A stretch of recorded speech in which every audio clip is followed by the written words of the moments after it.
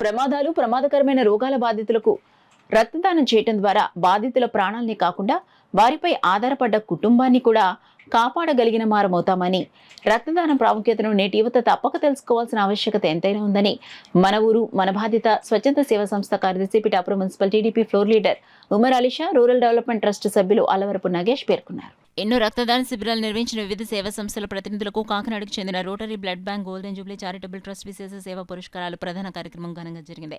కార్యక్రమంలో భాగంగా అలవరపు నగేష్ కు చారిటబుల్ ట్రస్ట్ చైర్మన్ కార్యదర్శి సిహెచ్విఎస్ రామకృష్ణ, వివివి వర్మ చేతుల మీదుగా విశిష్ట సేవా పురస్కారాన్ని అందజేసి ఘనంగా సత్కరించారు. ఈ సందర్భంగా అలవరపు నగేష్ మాట్లాడుతూ తనకు సహకరించిన ప్రతి ఒక్కరికి కృతజ్ఞతలు తెలిపారు. కార్యక్రమంలో డాక్టర్ కామరాజు, వీర్రాజు తదితరులు పాల్గొన్నారు.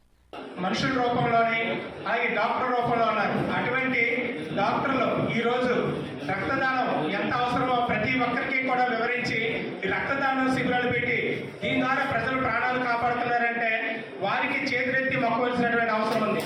అటువంటి డాక్టర్లు ఈరోజు అందులో ముఖ్యంగా మనం చెప్పుకోవాల్సిన డాక్టర్స్ ఇక్కడ కామరాజు గారు, రామకృష్ణ గారు ఉన్నారు. అలాగే వర్మ గారు, ఇక్కడ ఉన్నటువంటి అడ్వకేట్స్ కొంతమంది, ఈ సంస్థ సభ్యులు చాలా మంది నాకు పరిచయం ఉన్నారు. ప్రతి ఒక్కరూ కూడా ఒక్కొక్క విశిష్టత ఉంది ఒక్కొక్కరిలో.